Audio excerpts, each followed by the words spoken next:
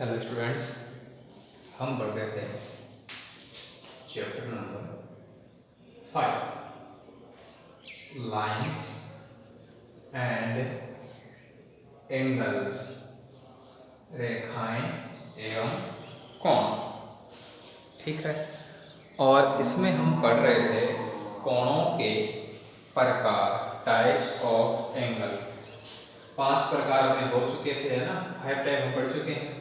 अब देखिए जो 6th टाइप है इसका, जो छठा टाइप है वो है इसका कंप्लीट एंगल। कंप्लीट एंगल, संपूर्ण कोण।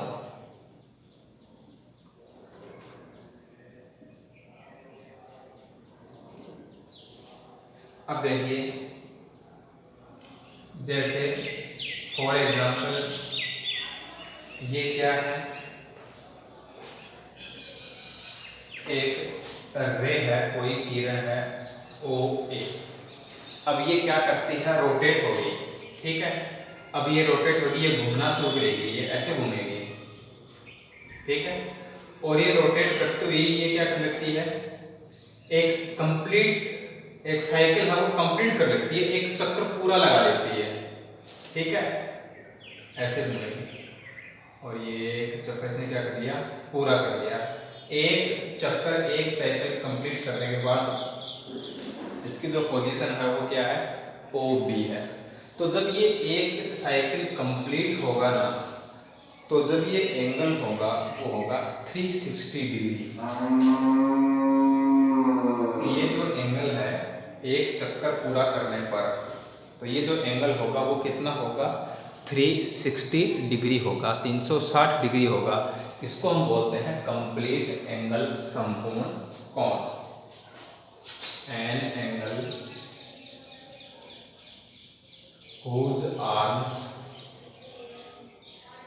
an angle whose arms coincide each other coincide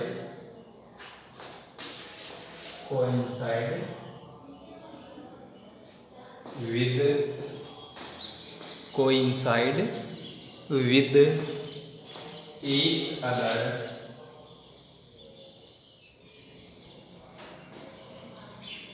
after taking a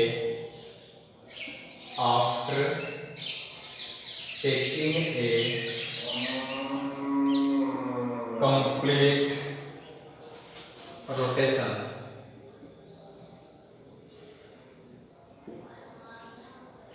Is known as a complete angle.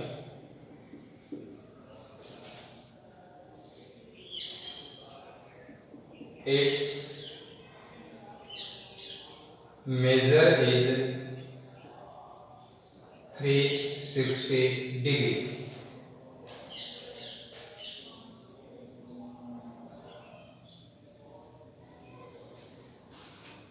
Hindi में लिखें, वह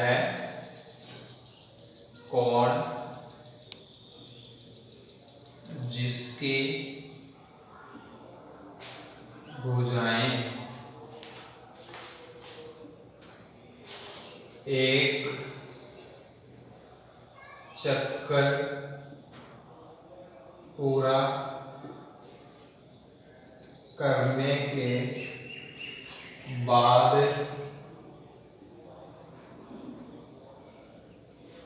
संपाती हो जाती है। संपूर्ण कोण कहलाता है। इसका मान 360 डिग्री होता है। ठीक है। तो यहाँ जो एंगल बना है, इस एंगल को हम क्या कहेंगे, ए ओ बी कहेंगे। और एंगल ए ओ बी है वो क्या होगा, 360 डिग्री होगा, 360 डिग्री होगा। तो ये है अपना कंप्लीट एंगल।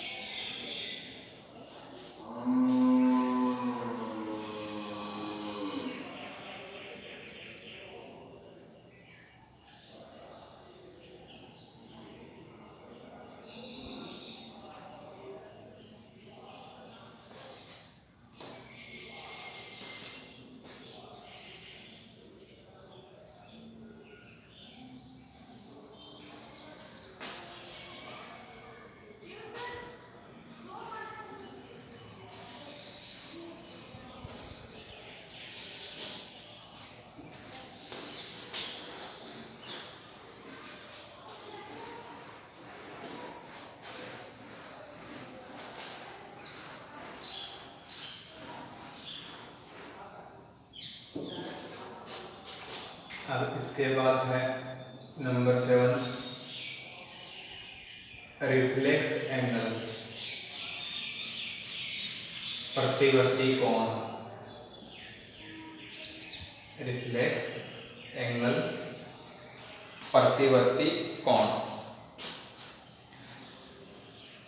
अब ये जो रिफ्लेक्स एंगल होता है इसका जो मेजर होता है वो 180 डिग्री से 360 डिग्री के बीच में होता है ना। Greater than 180 degree but less than 360 degree. An angle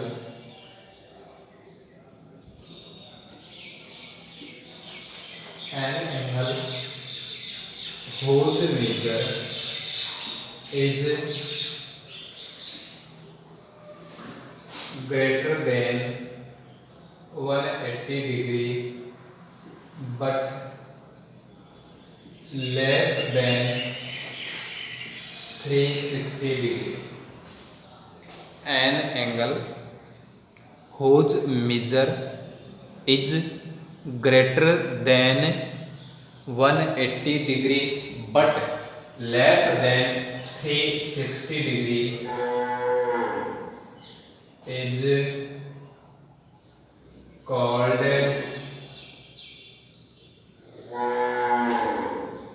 reflex angle.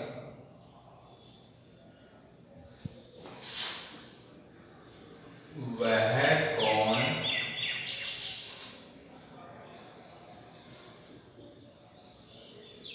जिसका मान 180 डिग्री से अधिक, वह कोण जिसका मान 180 डिग्री से अधिक परंतु 360 डिग्री से कम हो,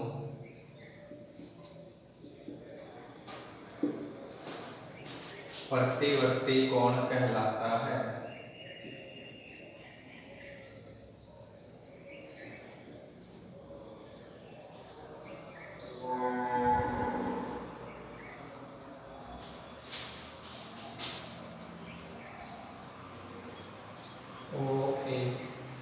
ये कोई रे है ओ बी, ये अदर रे है, दूसरी किरण है। ये दो एंगल है, ये 180 से क्या है बड़ा है और 360 से क्या है छोटा है। तो ये किस टाइप का एंगल हो गया? ये हो गया अपना रिफ्लेक्स एंगल, प्रतिवर्ती कोण।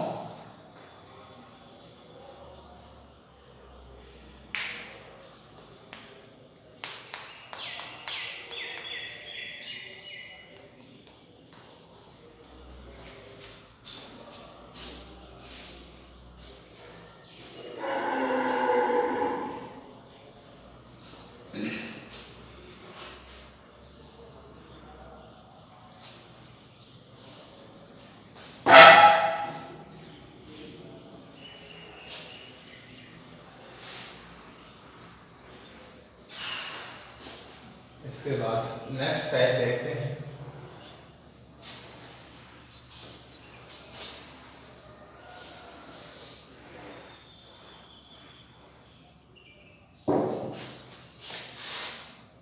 नेक्स्ट नंबर 8 है कॉम्प्लीमेंट्री एंगल।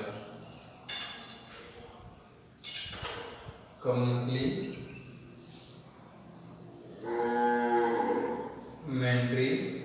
एंगल, पूरक कोण।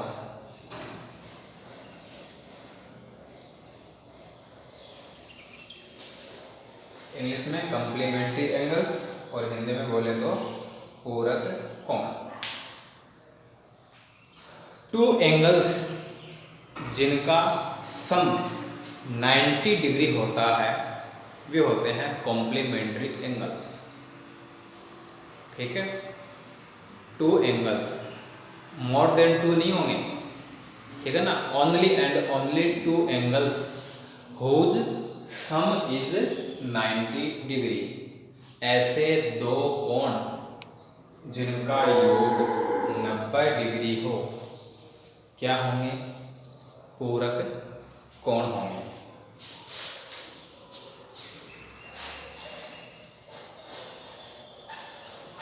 Two angles whose sum is 90 degree are called complementary angles।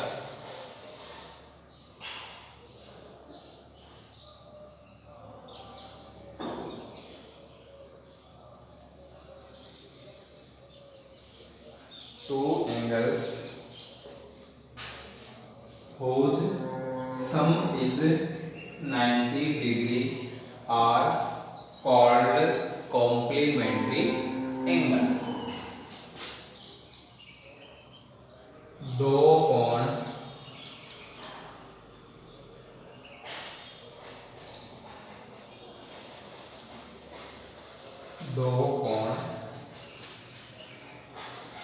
जिनका योग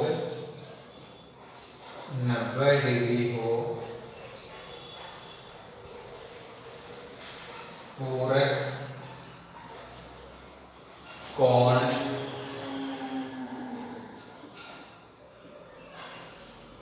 कहलाते हैं। ठीक है, एग्जाम्पल देखें। यदि हम फिगर से समझे तो देखो, ये कोई हमने एंगल बना दिया और ये क्या है 50 डिग्री है, तो इसका तो कॉम्प्लीमेंट्री एंगल है वो क्या होगा? देखो 50 डिग्री है। अब कॉम्प्लीमेंट्री एंगल पूरक कोण क्या होते हैं? उनका जो योग है, उनका जो सम है वो 90 डिग्री होना चाहिए। तो 50 है तो 50 में क्या जोड़ दें, क्या ऐड कर दें कि 90 हो जाए? 40 जोड़ेंगे ना, तो इसका जो कॉम्प्लीमेंट्री एंगल है वो क्या हो जाएगा? 40 डिग्री हो जाएगा। ये अपना जो फर्स्ट एग्जाम्पल है इसमें 50 डिग्री और 40 डिग्री के हमने एंगल बनाए हैं, तो ये दोनों कैसे हैं? कॉम्प्लीमेंट्री एंगल है। एक एग्जाम्पल और लें, जैसे मान लेते हैं कि ये है 45 डिग्री। अब 45 डिग्री है तो इसका जो कॉम्प्लीमेंट्री एंगल होगा वो कितना होगा? 45 है तो 45 में क्या ऐड कर दें कि 90 हो जाए? 45 तो 45 डिग्री का जो कॉम्प्लीमेंट्री है वो क्या हो जाएगा? 45 डिग्री हो जाएगा। ठीक है, या ऐसे कह दिया जाए कि 65 डिग्री है तो 65 डिग्री का कॉम्प्लीमेंट्री एंगल बताओ। 65 डिग्री का 65 डिग्री का पूरक कोण बताओ। तो जब हमें पूरक कोण बताना है, जब हमें कॉम्प्लीमेंट्री एंगल बताना है, तो हमें जो एंगल दिया हुआ है, जो कोण हमें दिया हुआ है, उसको 90 में से माइनस कर दो, 90 डिग्री में से घटा दो। जैसे हमें वो कह दे कि 30 डिग्री का कॉम्प्लीमेंट्री एंगल क्या होगा, तो 90 डिग्री माइनस 30 डिग्री कितना आ गया? 60 डिग्री। तो 30 डिग्री का जो कॉम्प्लीमेंट्री एंगल है वो 60 डिग्री है। 30 डिग्री का पूरक कोण क्या हो गया? 60 डिग्री हो गया। ठीक है बच्चों, तो ये है अपना complementary angle.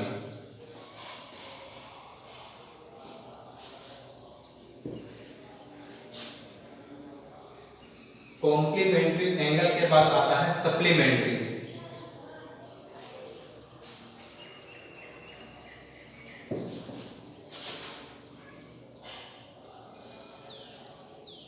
Supplementary angle Hindi में बोलते हैं इसको हम समपूरक कोण। ठीक है, बस थोड़ा सा अंतर है कि जो सम है वो 90 डिग्री की बजाय क्या होता है, 180 डिग्री होता है।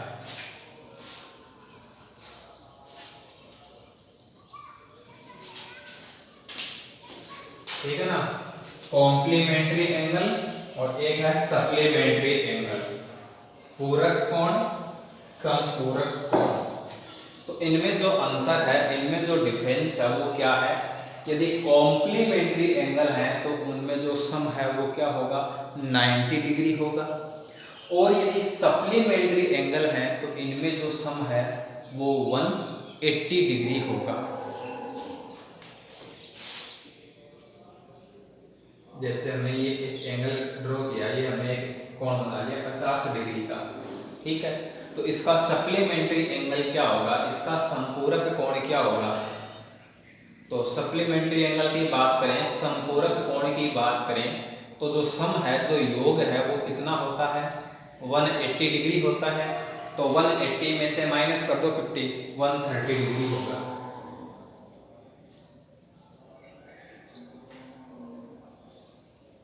ये फर्स्ट एग्जांपल हो गया, फिगर के थ्रू हमने इसको समझा है। 50 डिग्री है तो इसका सप्लीमेंट्री एंगल संपूरक कोण क्या है, 130 डिग्री, और 130 डिग्री है तो इसका क्या है, 50 डिग्री। सेकंड एग्जांपल, 80 डिग्री का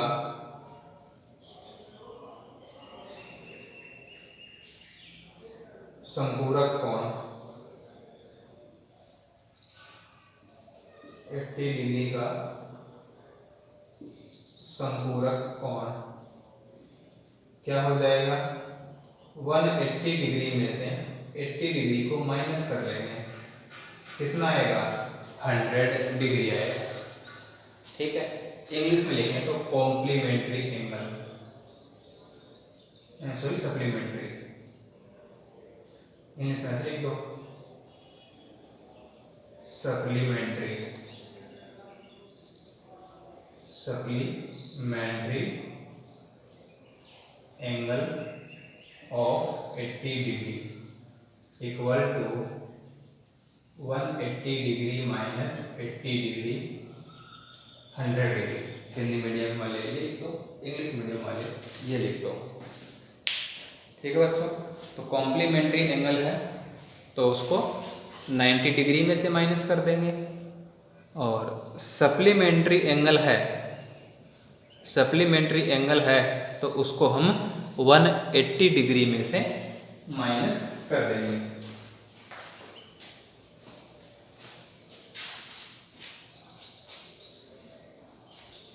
इसके बाद हम एक एग्जांपल लेते हैं।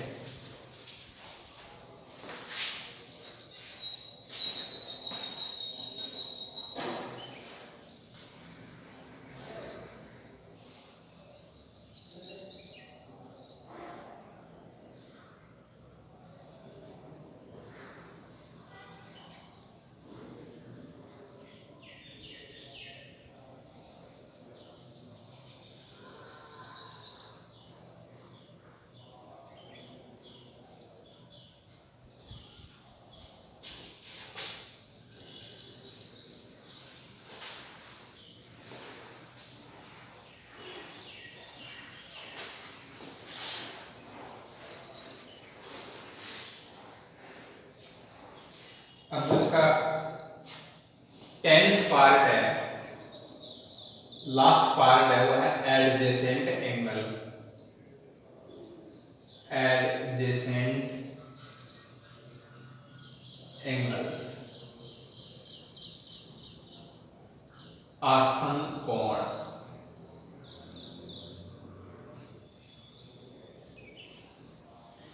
अगर हम एडजेसेंट एंगल्स की बात करें,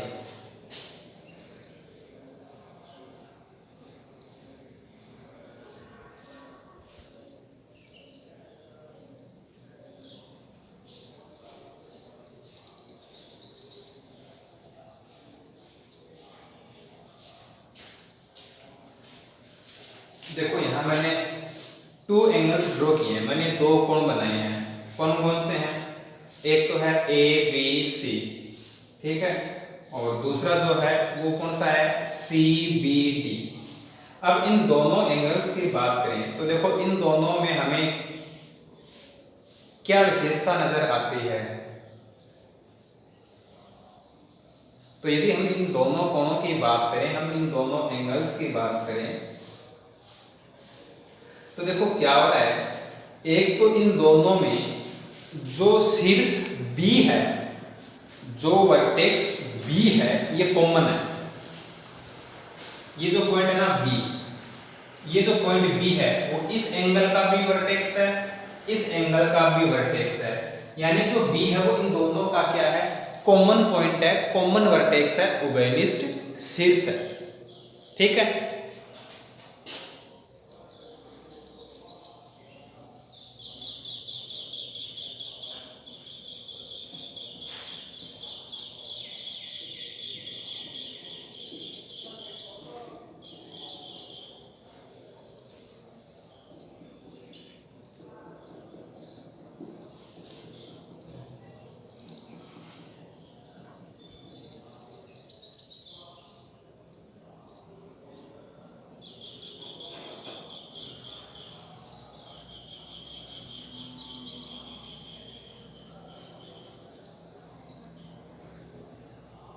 तो जो B है वो क्या हो गया? उसमें उभयनिष्ठ हो गया, कॉमन हो गया।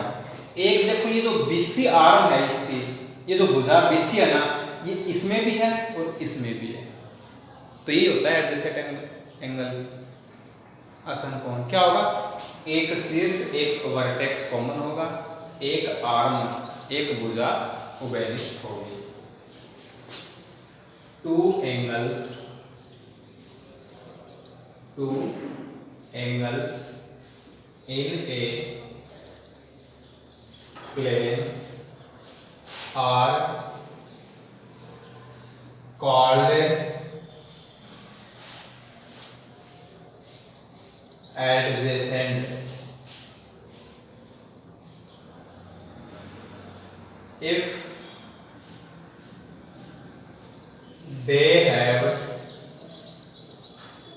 if they have a common vertex and a common arc. 2 angles in a plane are called adjacent if they have a common vertex and a common arc. Hindi में लिखें, 2 कोण आसन कोण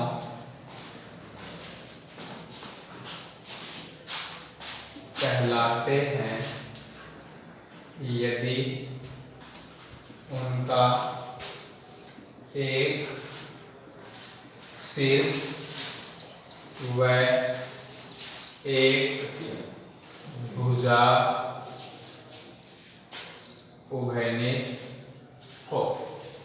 तो ये हो गया एडजेसेंट एंगल्स, ठीक है बच्चों। तो अपने जो टाइप्स ऑफ एंगल्स हैं वो क्या हो गए? कंप्लीट हो गए। एक और उसके इसके अंदर, ठीक है। तो आज की क्लास में हम इतना ही पढ़ते हैं, एक टाइप और बच गया, उसको हम अगली क्लास में देखेंगे।